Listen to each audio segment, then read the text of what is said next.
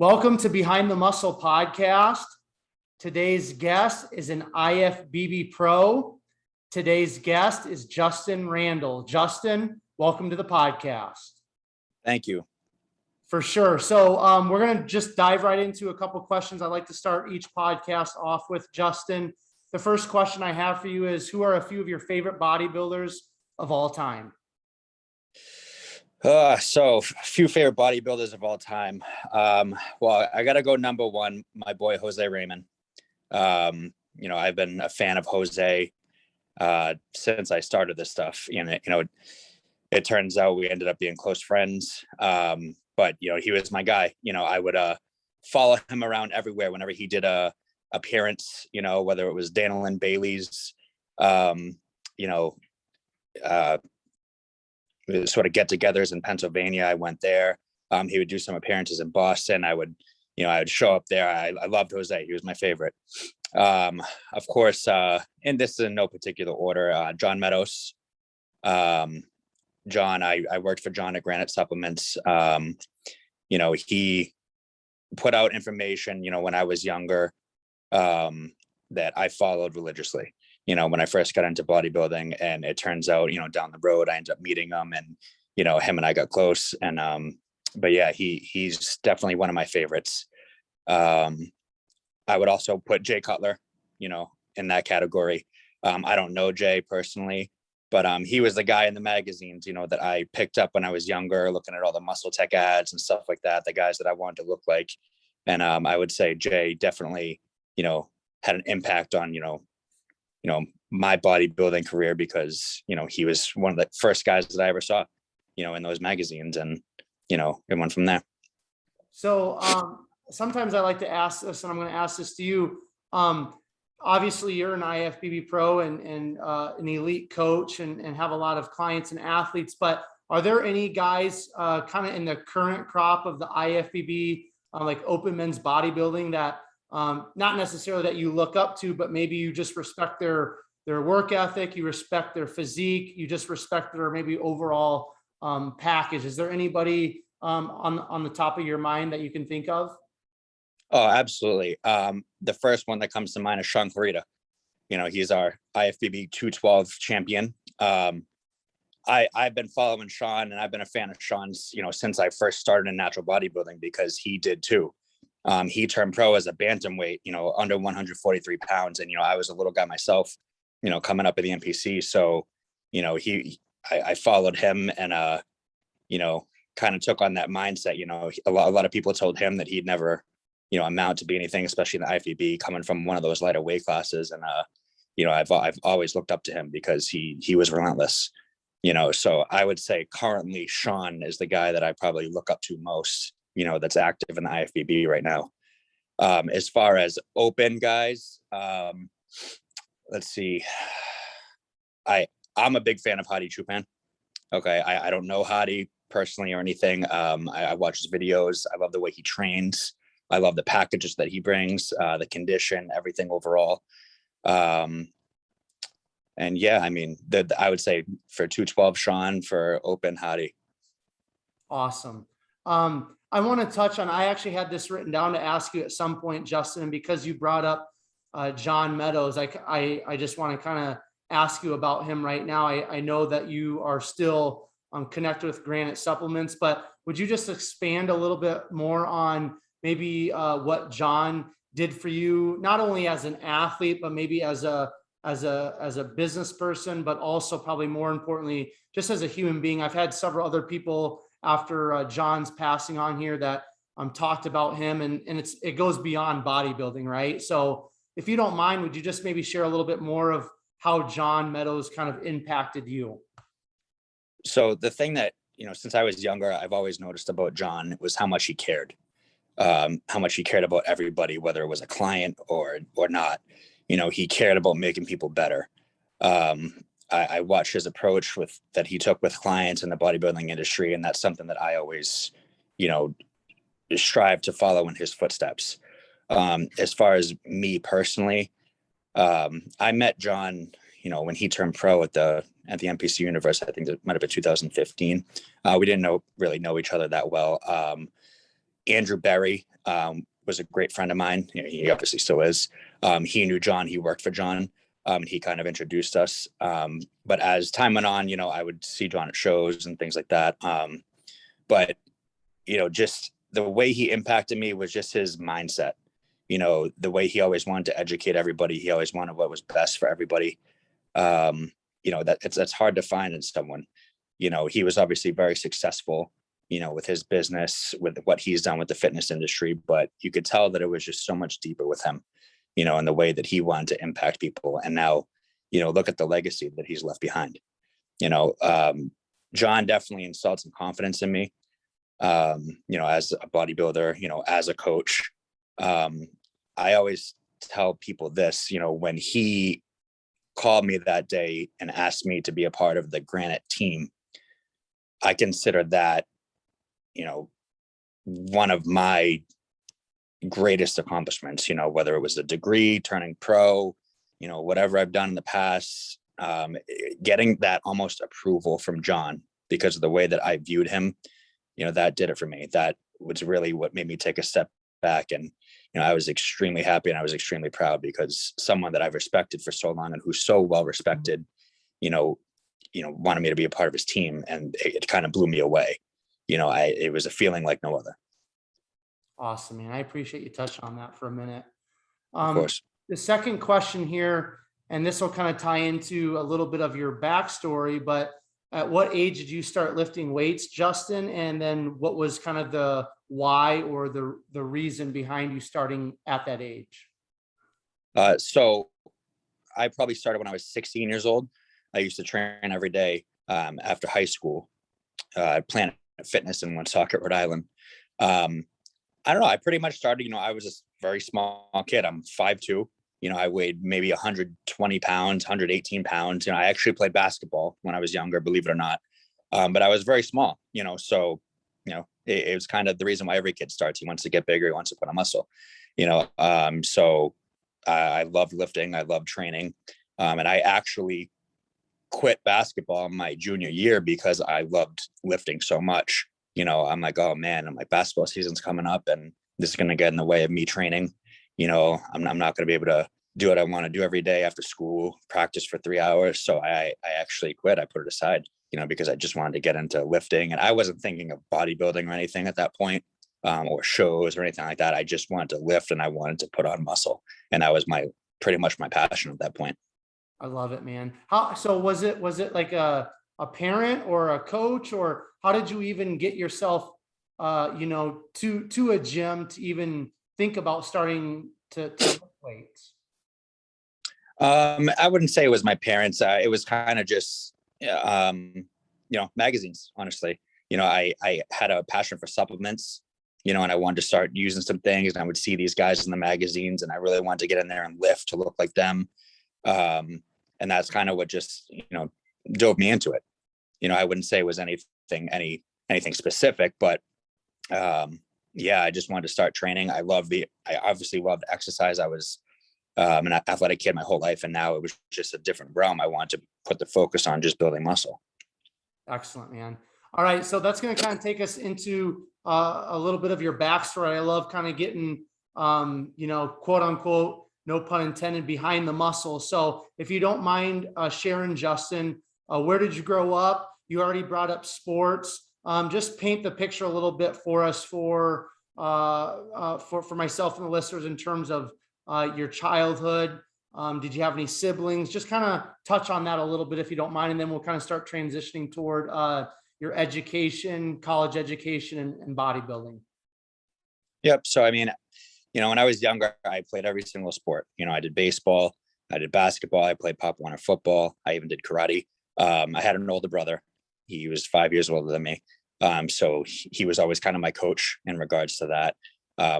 Obviously, he's a basketball coach now. He's not in the bodybuilding realm at all. So we kind of went separate paths, but growing up, he pretty much taught me everything. And then, so in high school, I pretty much just narrowed it down just to basketball. I didn't play baseball or football or anything like that. And that was kind of my main thing up until my junior year, like I touched on before, when I, stepped away to pursue really training. Um, and then, yeah, I mean, that's what took me to college. I was 17 going into college at Bridgewater State University. Well, I also graduated from BMR, Blackstone, Massachusetts. That was my high school. But I went to Bridgewater State University. That's in Bridgewater, Mass, where I actually was a criminal justice major to start. And then, 2 years into it, I would say after my sophomore year, I realized, what's the one thing that, gets me up every morning, and that's training, exercise physiology. So I actually switched my major. And I remember talking to my advisor, and she was like, "Oh, you want to switch to exercise physiology? Usually people are switching to criminal justice. Criminal justice was a great major. There's a part of every kid that wants to, be in that field, but I kind of wanted to go where I actually, belonged, and that was with training, strength training, exercise, so that was my passion. And that's what kind of took me to pursue my exercise physiology degree.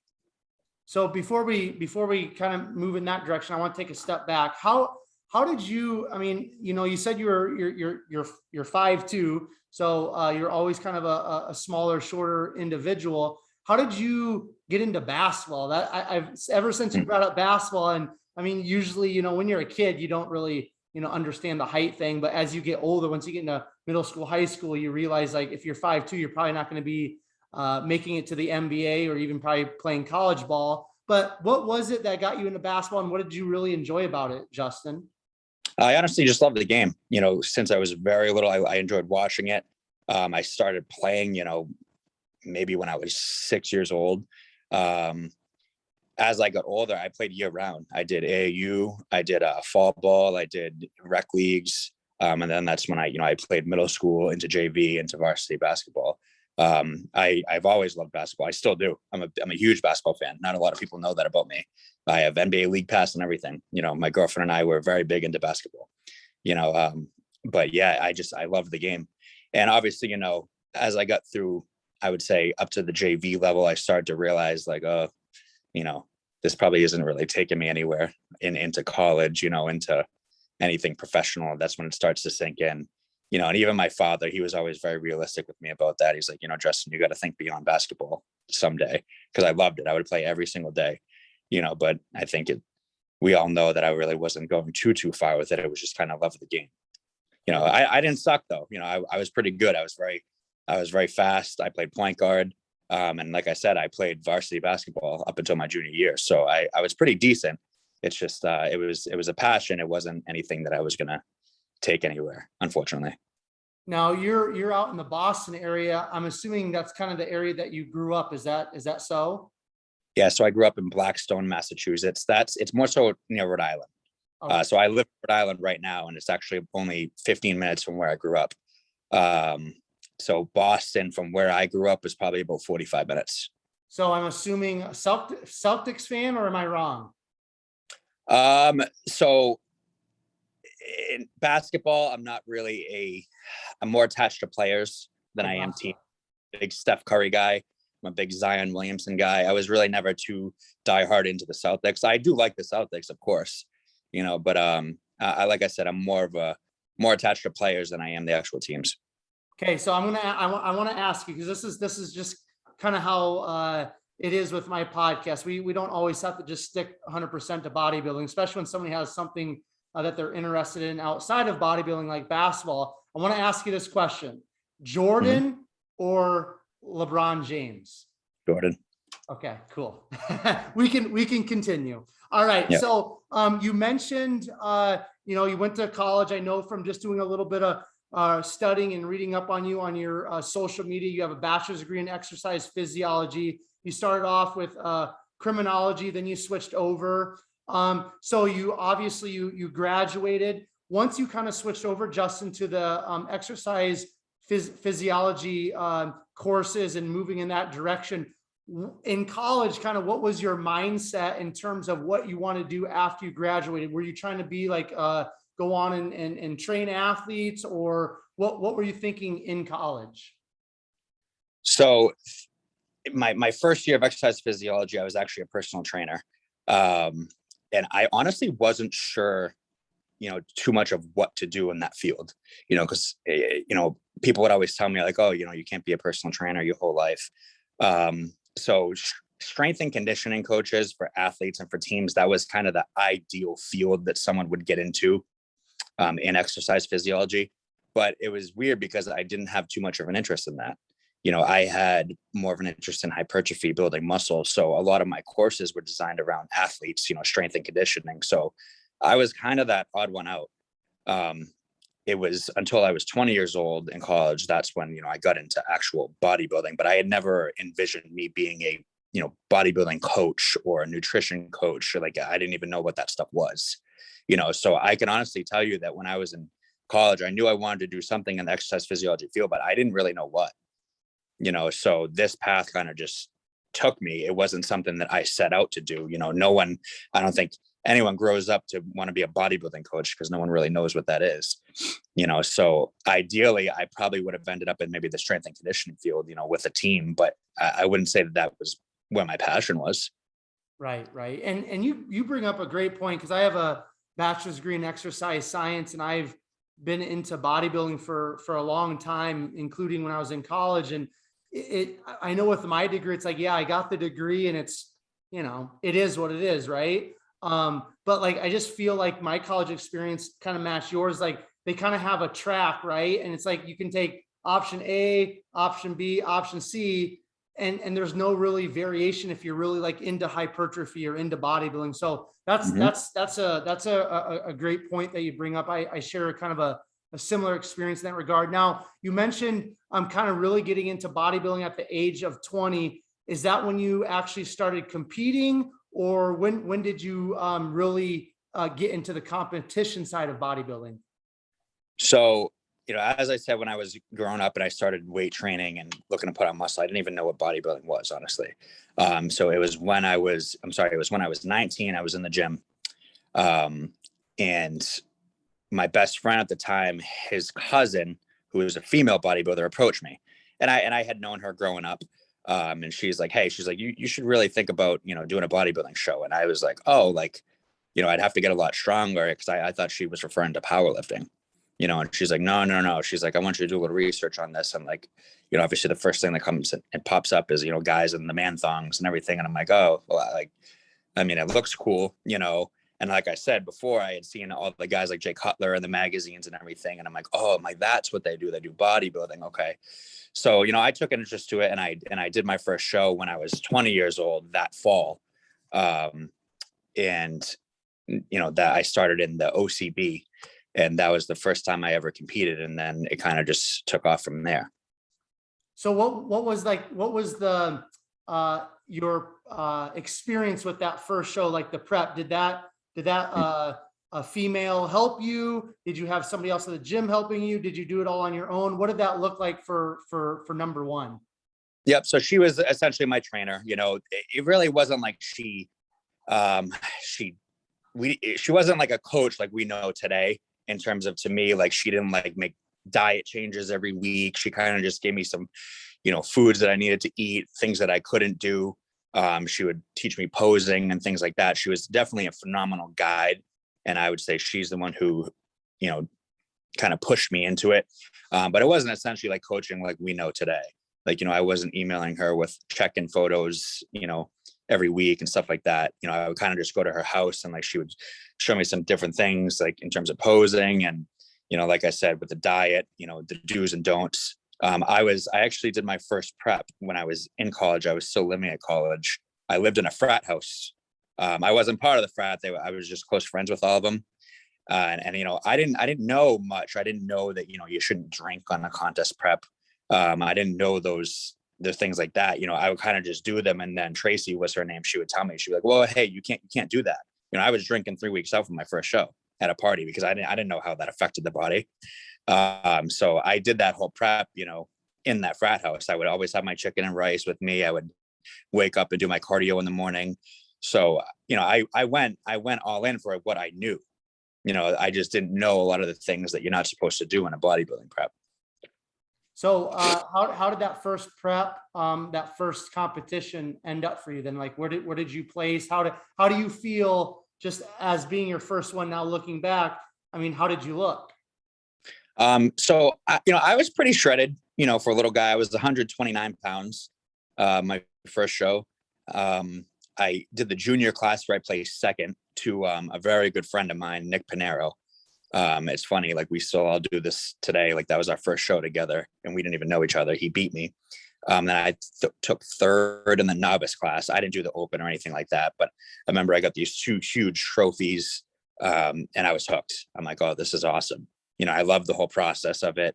I loved posing on stage. And, I still didn't have like a great idea of how it worked, in terms of like prejudging and stuff like that. I kind of just went out there and did what, they told me to do, but I loved it. I loved the process, and it kind of took off from there. I did another show 4 weeks after that, another natural show in a different organization, where I had won the novice overall. And that kind of did it for me. I actually moved back home after that because I'm like, oh, like I really want to do this bodybuilding stuff. And I knew that where I was living, wasn't the greatest environment for that. Nothing against my friends at the time. It's just, we were in college, it was parties and stuff, it wasn't meant to be a bodybuilding environment, so I actually moved back home, and then I started commuting after that so I could, keep doing shows.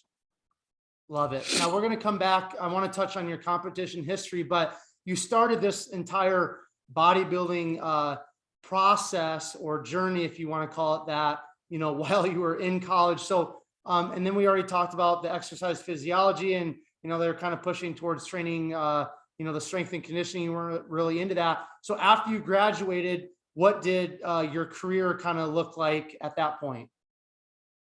So I graduated in 2014. I actually didn't walk at my graduation, unfortunately, because I was a week out from the Junior USAs, which was my first national show.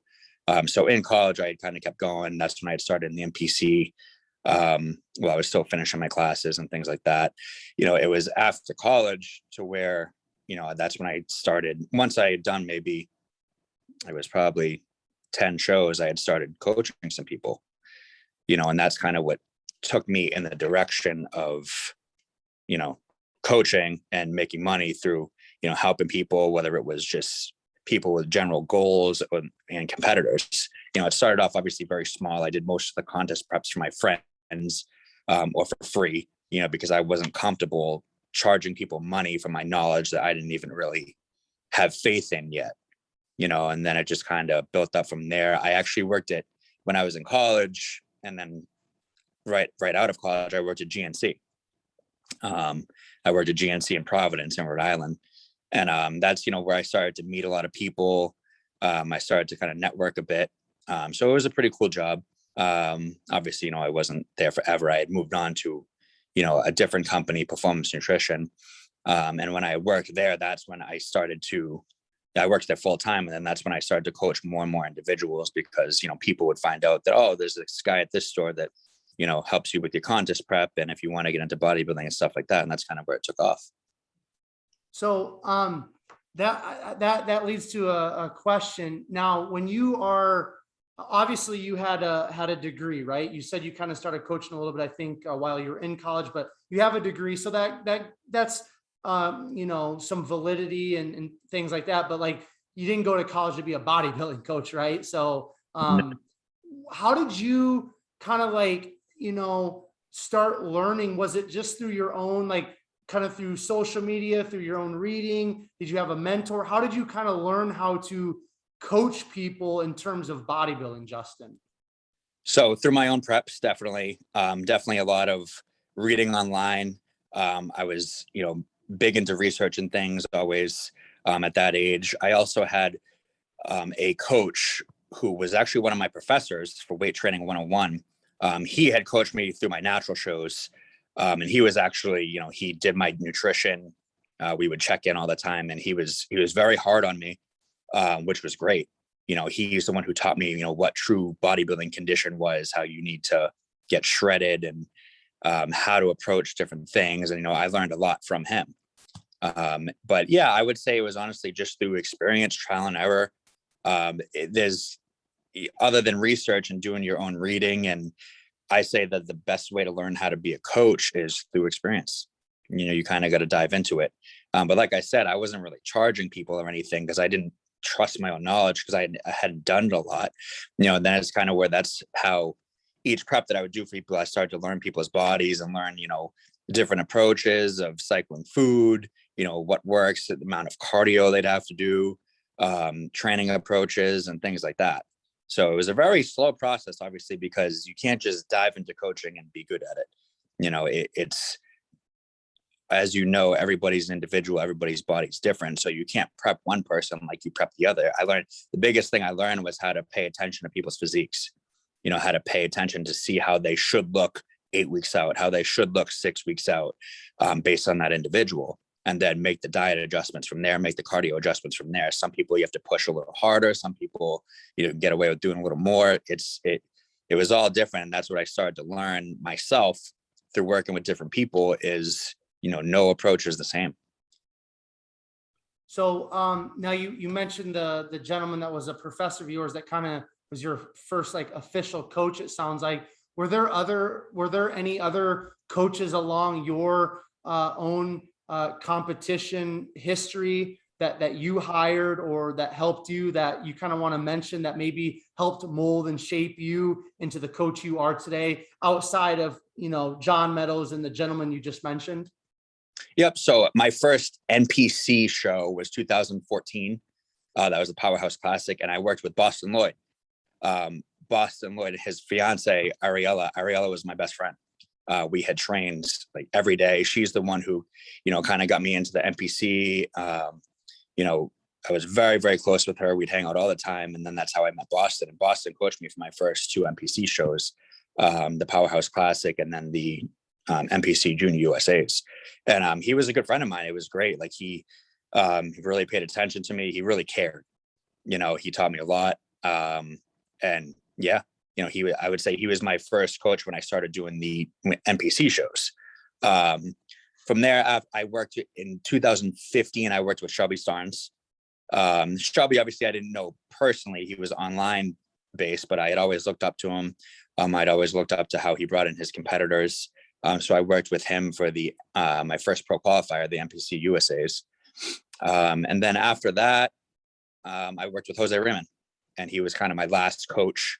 And I would say Jose was probably my ultimate mentor because I was already a fan of his. I had already looked up to him for so long, and he was local to me. So, I would go train with Jose.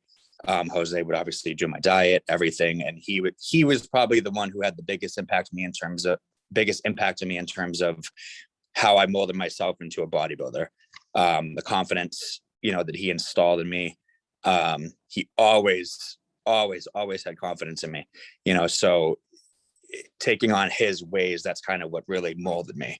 And he prepped me for the first time in 2016 for a few local shows and then the NPC Nationals to where I had turned pro. All right. Awesome. So we kind of you just brought up 2016s when you turned pro. Was that kind of up to this point? Was that really the highlight of your competition history? I would say so. I think anybody getting their pro card, that's always going to be that memory that's really installed in their head as, the greatest day. I had turned pro as a lightweight at 154 pounds. And it was a dream come true. It was awesome. I had really, I was kind of a nerd with bodybuilding. I would always look at all the NPC national qualifiers, the pro qualifiers. I would look at all the results. I would see the guys that turn pro. I would look at all the lightweights, the bantam weights, and I would see all the top fives of every year. And I'd wonder, I'm like, oh, I wonder if I could hang with these guys. And to backtrack a little bit, when I did the 2015 USAs, I placed 3rd in the lightweights. So I was kind of right there. That's when I'd started to realize, I'm like, okay, like I could maybe get a pro card in this lightweight class. Now, in 2016, when I had actually got my pro card, I never really imagined doing much after that. Obviously the next jump would be the 212s. And when you turn pro as a lightweight, ideally you're going to classic. You're going to classic or you're pretty much done. But it was installed in my head. I'm like, no, I want to at least take a stab at the 212s to say that I did it. Once again, I had always looked up to Jose, his competition, Eduardo Correa. I would see him out there with all those guys, Guy Cistanino. And I'm like, no, like I want to take a stab at a 212 show. Obviously I knew I would need time, coming from 154 pounds, but I was pretty set in stone on that. I was obsessed with it. So there was no classic option for me. There was no, quitting. I never thought that I'd be a guy that would do like a lot of 212 shows. I'd probably maybe do one or two and then, just coach. So I never envisioned it going past that, but it turned out okay.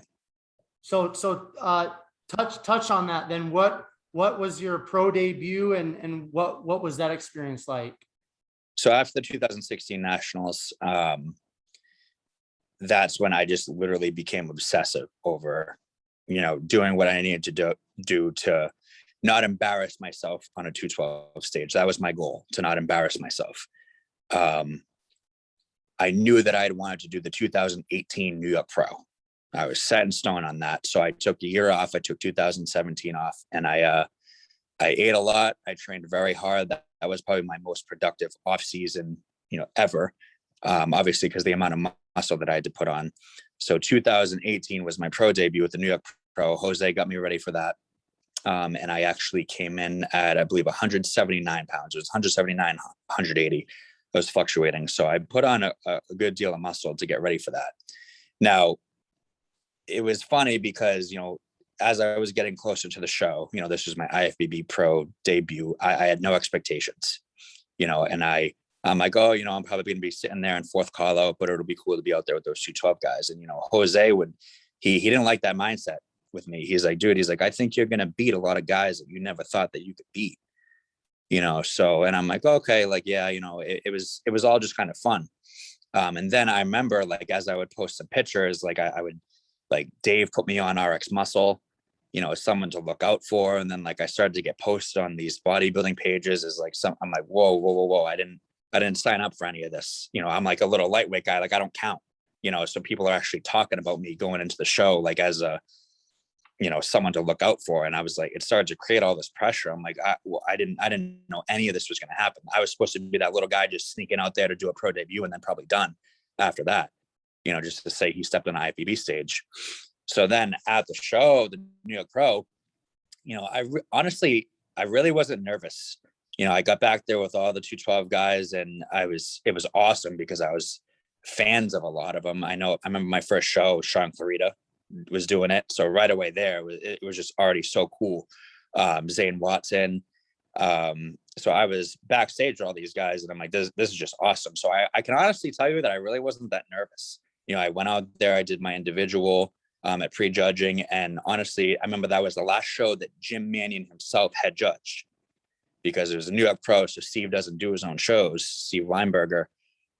So Jim Mannion was the head judge. And this was before Tyler started head judging shows. So it was kind of cool. And sure enough, there was, I believe, 27 guys. And Mr. Mannion gave me a shot in the first call up. And I remember him calling the numbers, and he called my number, and I'm sitting there. I looked down at my number. I'm like, wait, what the hell? So I walked up there in the first call, and I remember there were 6 of us, and yeah, he worked us. And it was a long prejudging. We went back out a few times, and what ended up happening is I ended up dropping into the second call out into 11th place. Okay. What I had think happened was, I came out there for my individual, and I was shredded. I was in great condition. So I think that the judge just thought, like, hey, like, who's this little guy? Let's give him a shot in the first call out. And then once they put me out there with the big boys, Sean, Zane, and all them, they're like, all right, he's really not there yet. So that's when I got bumped down a bit, rightfully so. Everybody that placed ahead of me should have placed ahead of me, but it was just, I was blown away that Mr. Mannion gave me a shot out there in that first call out based off my condition.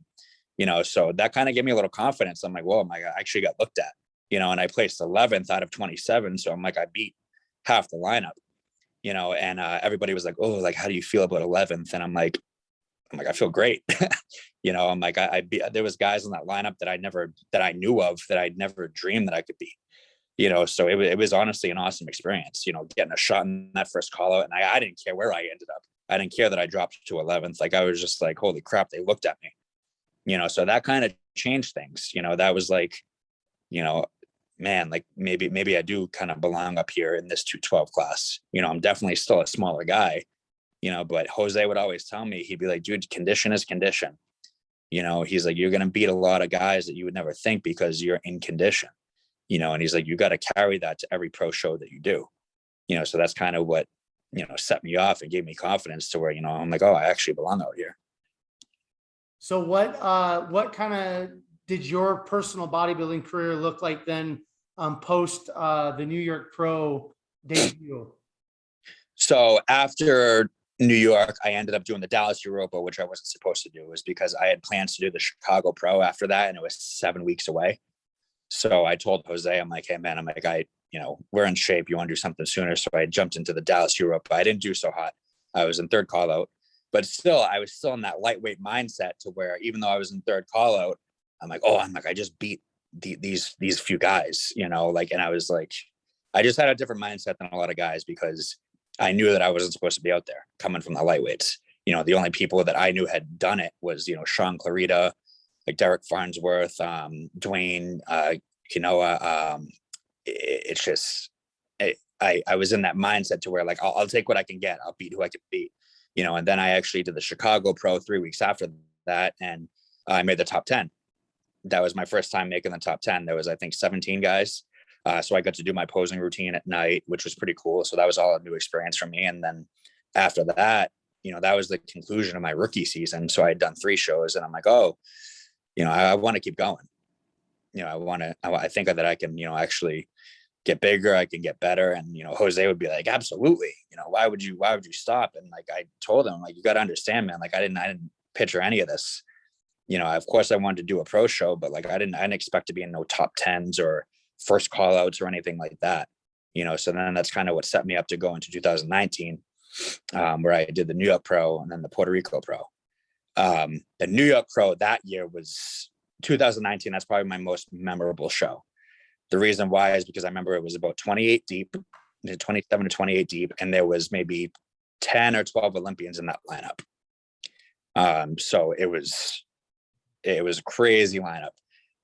So once again, I went into that show. I'm like, I'll take what I can get. I'm like, I won't be surprised if I'm sitting there and, fourth call out because of all these great guys doing it. But I remember this show was so stacked. Eduardo Correa was doing it. And I'm like, oh my God. I'm like, there's a guy that I watched compete with Jose at the Olympia. I'm like, this is unreal. Ahmad Ashkanini, who actually won the show.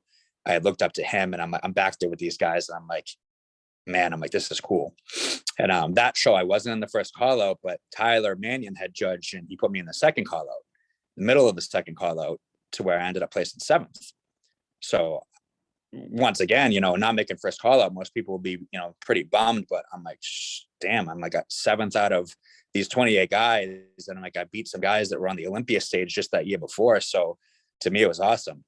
So that was probably my most memorable show because that's the show to where I beat guys that, I definitely did not expect to, so I went on a week later to do the Puerto Rico Pro, and that's when I got my first top 5. I made the first call out and I placed 5th. So that was my first actual, IFBB placing to where I took something home, so that was Eduardo Correa won that show because he did that a week later as well. And I remember in the final pose down at night, I was taking shots with him. My girlfriend at the time got me, in a most muscular, like head off with Eduardo. And like that, at that point, oh, this was just kind of like a dream come true, so, and then that's when I had continued on. Cool, man. Now, you kind of keep referring back to kind of like, I don't want to say a lack of confidence, but you just had this mindset of like, hey, like I'm the little guy, like I'm not supposed to be here. At that point, in terms of the show that you just mentioned, when you placed that high, was that the point, or where was the point, Justin, where your mindset kind of shifted and you're like, you know what, I belong here, and you know what, it doesn't matter how big or small I am, like I belong, and I'm just going to keep knocking people off? I would say that 2019 New York Pro, where I had placed 7th, because that's when I beat guys that were on the Olympia stage. And in no way is that me saying that I had an Olympia quality physique. I was just better than those guys that day. I was in better condition. So at that point, it was definitely a lack of confidence before, but then it kind of shifted to like, like I was kind of headhunting. I'm like, I want to see how many guys that I can beat. I'm like, I know that my condition can beat guys now that are bigger, that are more, they're more well known, so, I had always had fun with these pro shows because it was like, I was a take what I can get kind of guy, but at that point after that New York Pro, I'm like, all right, this is awesome. Every show I went into it, I'm like, I want to see who I can beat today. Because obviously in the IFBB, all the lists come out a week before, and who you're going against. So the bigger the show, the more excited I got, the bigger the lineup, and I was like, all right, I'm like, let's see who I can take out this show. So it was just, it's just really fun, and it still is, because I'm obviously more confident now. I know who I can hang with, but I still have that mindset, like no one's ever really going to take that lightweight mindset out of me, to where like, coming from that lighter weight class, none of this was supposed to happen, and I'm sure if you interviewed Sean, he would tell you the same thing. Sean, obviously a lot more confident than I was. He knew he was going to be Mr. Olympia someday, and he was relentless. And that's what I've always looked up to him for. He knew that this was going to happen, and he knew that he wasn't going to stop until he got there, but I'm kind of still that guy to where, I still have that mindset in the back of my head. So every person that I beat, I'm like, yes, and that's kind of still how I go into shows these days, but it's just obviously a lot more confident. I'm going into shows. I'm like, all right, I'm not going to get blown away. I'm going to be in this mix, and I'm like, let's just see where I stand now. Absolutely, man. I love that. Now, did you, you didn't mention 2020. Did you compete at all in 2020? And then what are kind of your own personal future competition plans? And then I want to, before we finish up the conversation, I want to kind of go back and touch on some things within coaching. Yep. So 2020, I actually did the Tampa Pro. That's obviously the Corona year. So I was supposed to do the Boston show. There was supposed to be a show in Boston, which I was obviously blown away with. I'm like, oh my God, I'm going to be getting on IFBB stage in Boston, but none of that ended up happening. Then I was going to do the Chicago Pro that year. That didn't happen. So the only show I did in 2020 last year was the Tampa Pro, where I placed 7th, which I was, pretty happy with. I was in the second call out. It was a very good lineup. But that was my only show for that year. And then this past year, I did the Indy Pro, and then the New York Pro. The Indy Pro, I made the first call out.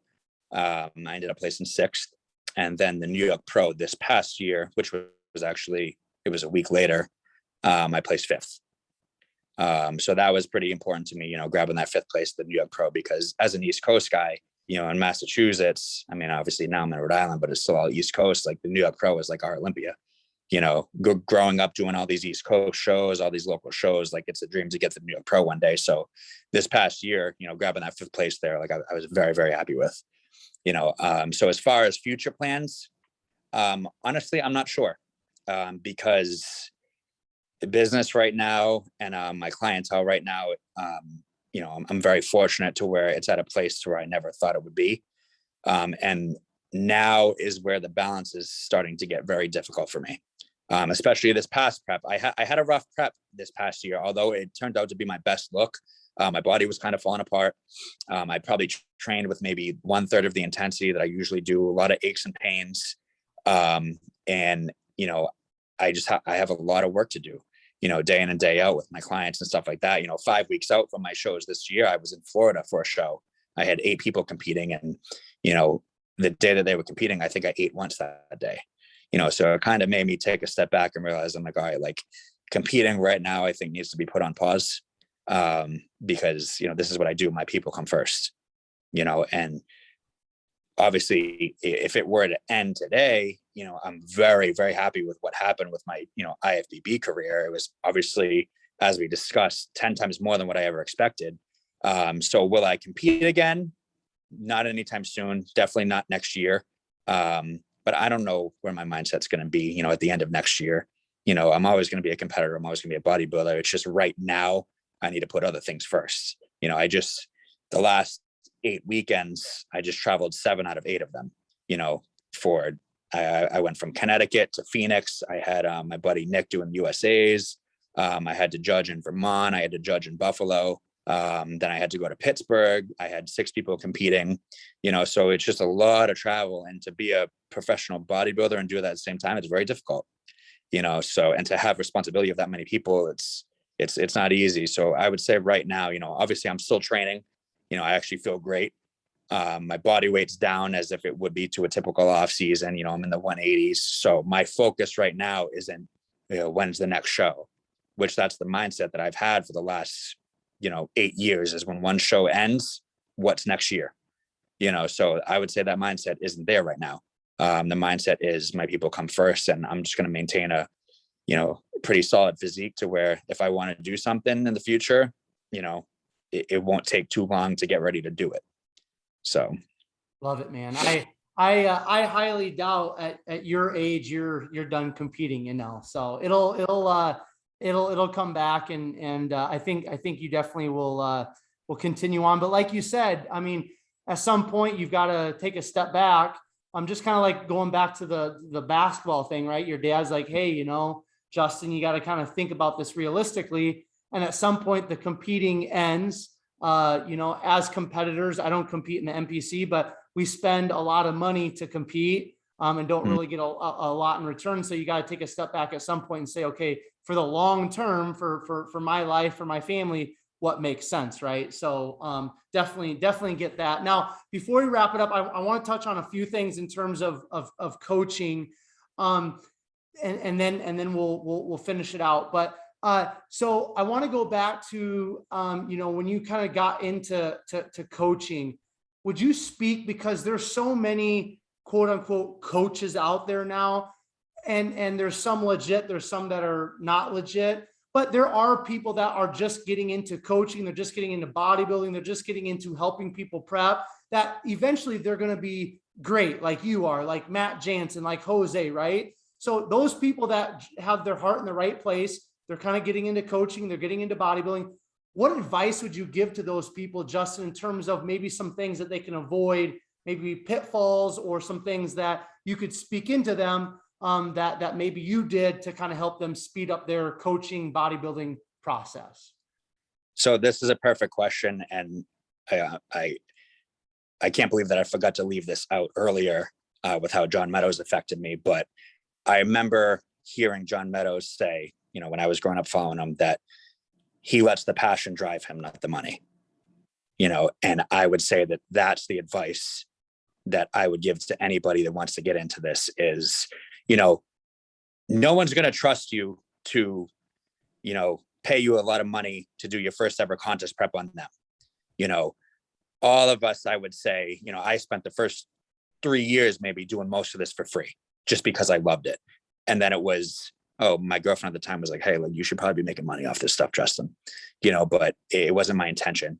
I remember John Meadows saying he lets the passion drive him. And then that's what leads you to success or, financially, things like that. So the thing that I see these days with younger kids, or younger guys, that want to, or younger females that want to get into coaching, is they drop everything because they want to start coaching. And they expect it all to just happen very quickly because they just did a show or they did 2 shows. It's not like that. Look at me. I'm still sitting in a nutrition store. I work here Monday through Thursday. And it's 40 hours. I'm good. Yes, my coaching business now has obviously outweighed this, but I've never been that guy to want to sit home and be like, oh, no, I'm just going to coach and then try to expect everything to take off from there. So my advice to them is to just let things happen. Let the passion drive you, the want to help people, let that drive you. And then, gain your experience. Like I said, this is an industry now to where no one's going to trust you unless you produce results. No one's going to want to pay you money unless they're very confident that you can produce results for them. So the money's not going to really come first. You have to be willing to put in the work with people. You have to be willing to, do the research, to learn things, to learn through trial and error, and to do this for a while before you can turn this into a career. Any coach will tell you that, this wasn't their career after, a year of doing it. They were probably still working for free at that point. It's just, you have to let the passion and the actual want to help people, to want to make people better, you have to let that drive you and let everything else follow later. So my advice is to don't make this your main thing. Have your job, don't quit everything just to be a bodybuilding coach. You always want to have something set in stone first, and then down the road, see if this will take you to where it wants to be. And back to John Meadows. John Meadows had a very successful career in the bank. And it was, he was already extremely successful, could have lived off it. And then that's when he got to quit because of what he had built along that road. That's the main issue. And I hate to bring a negative light is to people that I see these days is boom, I did a show, I did 2 shows. Now I want to quit my job and be a bodybuilding coach. It doesn't work like that. You have to put in the time. You have to put in the time with people. You have to learn things. You have to screw up. How many people like that I've maybe brought into a show in the past are like, oh, I could have brought them in so much better. You have to learn. You have to take that time before you can just start, oh, hey, this is how much I charge to get you ready for the show. It has to be a slow process. So that's my main advice to them is to just, kind of the main thing that I learned from John was let the passion drive you, not the financial benefit. If you're good at it, that stuff will all come down the road. There's enough business for everybody. Trust me. That's I've asked that question to several different people on the podcast in different ways. And that's an awesome piece of advice. I love that. Let the passion drive you, not the money. Now, one other thing that I just want to ask you that you off of kind of what you just shared, you said something about like, hey, there's times where maybe you made a mistake as a coach, somebody didn't come in the way that you wanted them to. As a coach, how do you go to that client or that athlete when you made a mistake or maybe you didn't do something the right way and it wasn't necessarily on them? How do you as a coach approach that athlete and handle that situation? Because as an athlete, if they, are a seasoned athlete, they know they could have been better. I'm sure there's a lot of emotion and frustration. How do you handle that situation? So in that kind of situation, it's not usually this big thing to where, and it's not typically this major screw up because my coaching style, and a lot of people will tell you this, getting ready for a show, getting close to a show, it's more about the dumb things that we don't do rather than the things that we try.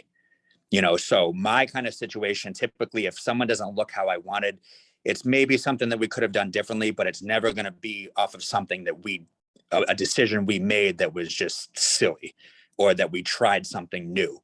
It's going to be, oh, maybe we should have tried this. And that's something that I explain to them after, whether it's, filling them out a little bit more, maybe getting a little drier.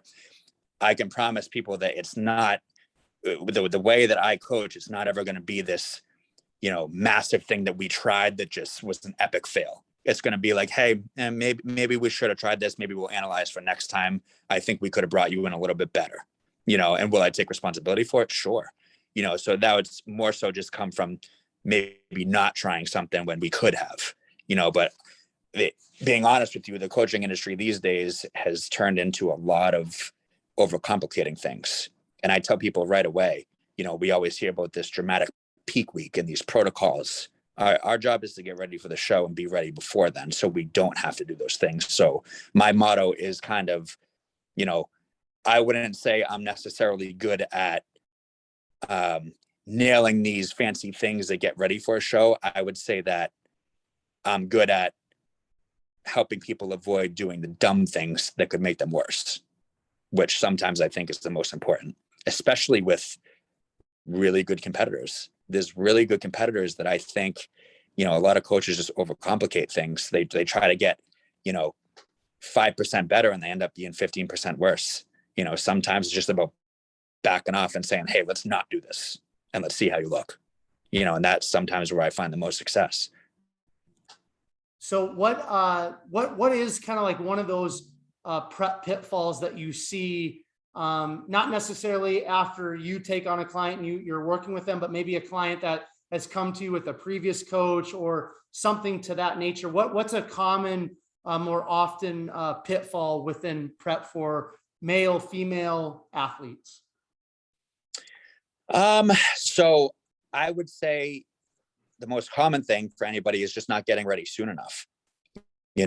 I like to have people ready, 2 weeks out, 1 week out, to where that final week, we're not doing anything crazy. Of course, there's always going to be some manipulations at the end, whether we have to taper water, or, sodium, but sometimes there's not. The goal is to be so ready to where I like to call it idiot proof. I'll send texts out to certain people to where I think they're ready. I'm like, all right, hey, your look is officially idiot proof, to where if something were to go wrong, you're still going to look awesome. And that's always the goal, to get people to that idiot proof look, you know, to where 1 week out, to where like, let's say like, you know, maybe they're holding a little wad, or maybe they're a little flat. Well, the look is still going to be awesome anyways. And then we just analyze further, you know. So I would say the most common pitfall is just not putting in the work to get ready soon enough, and to be expecting major things that final week with water manipulations or diuretic manipulations, things like that. And I find that that's where a lot of people fail.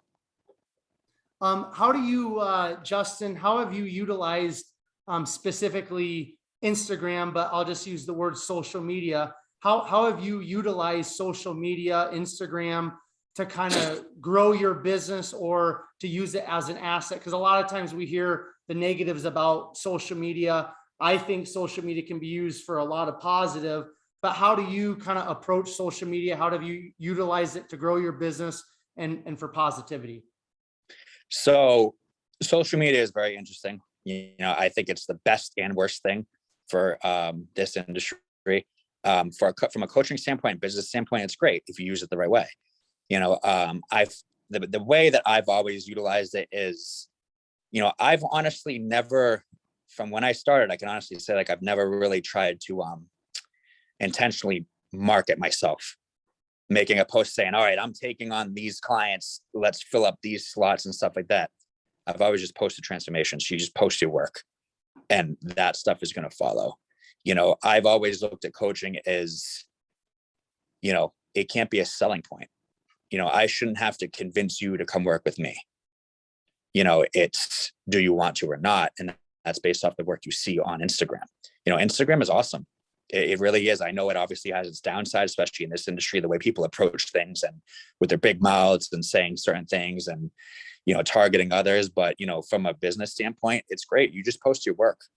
You post your work, and the people will follow, you know, and people, if they're intrigued, they will message you, you know. So it's, I wouldn't say, you know, I've used it as this big marketing tool intentionally, but obviously I have. You know, I've been posting my work since, you know, 2014, 15, you know, and it just, people want to see that.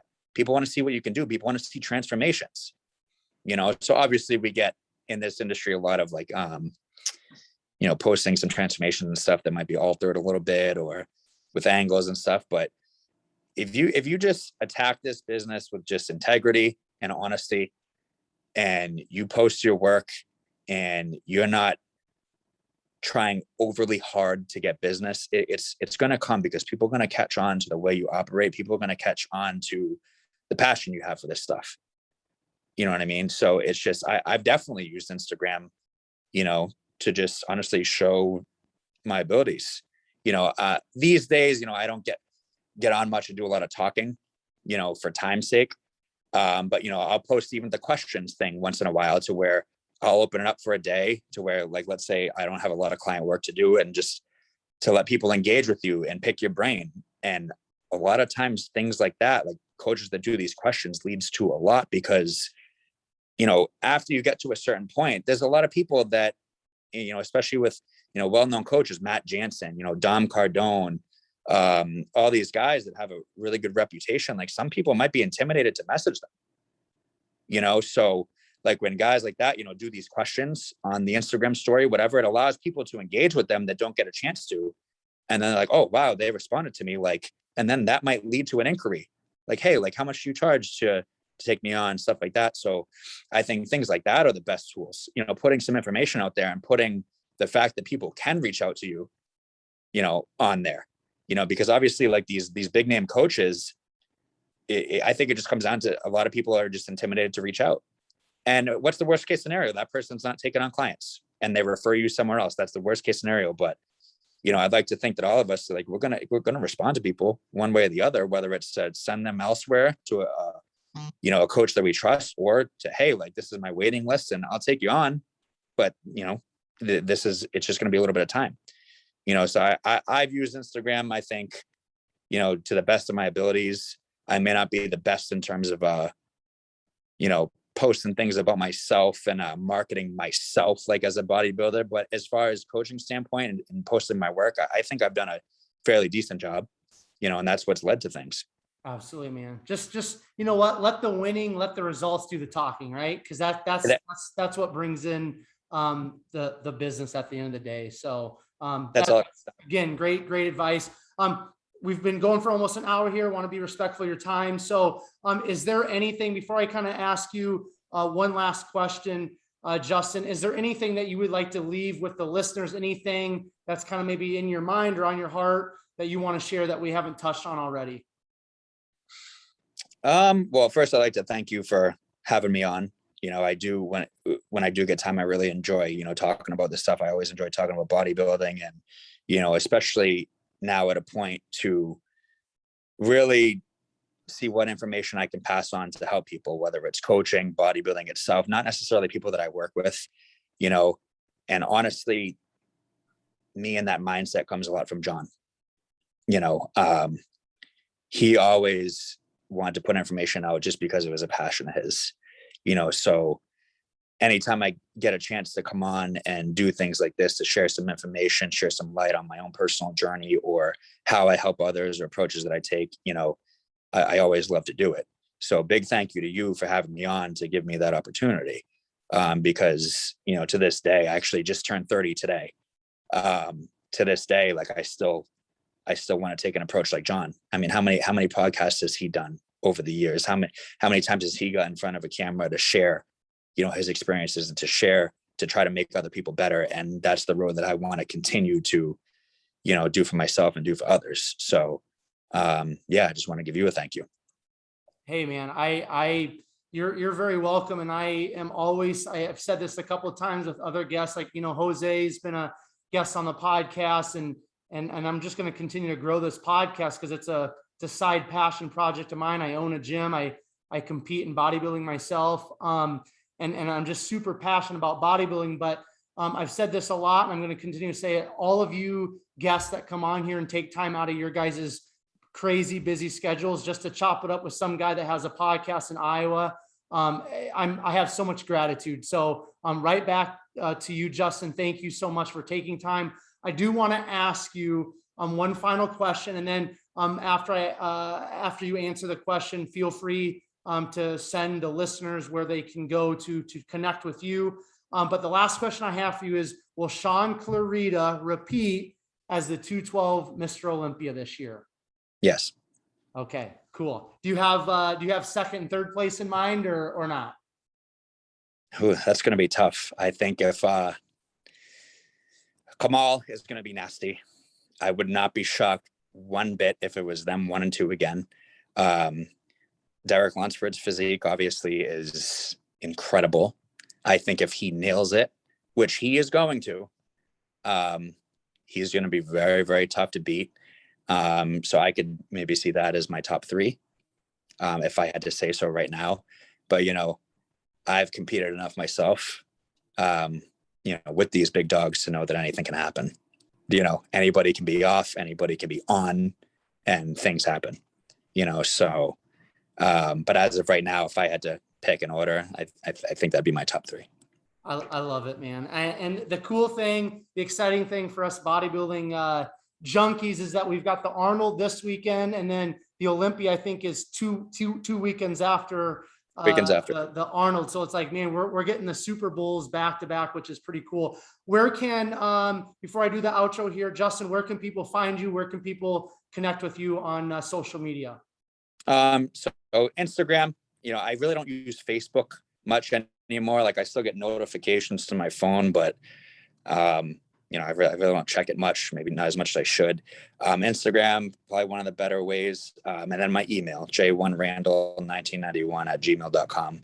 I'm pretty simple. You know, that's how people get a hold of me. And, you know, I like to think that I try to respond to everybody, you know, in a timely manner. And if I don't, then chances are that I probably missed it, you know. So, but yeah, that's how you can reach me. Awesome, man. Once again, Justin, thank you so much. Listeners, thank you so very much for joining us again on Behind the Muscle podcast. Just a huge favor, if you haven't done so already, go to Behind the Muscle podcast on YouTube, subscribe, and then take Justin's episode and share this episode on all your social media platforms. There was a lot of valuable information, especially for coaches, people thinking about getting into bodybuilding and coaching. So much valuable information that Justin shared. So please subscribe to the YouTube, share this specific episode on your social medias, tag Justin, tag myself, so that we know people are listening and gaining value. And finally, I will leave you all with this. Remember, behind the muscle, there's always a story. We'll catch you guys later.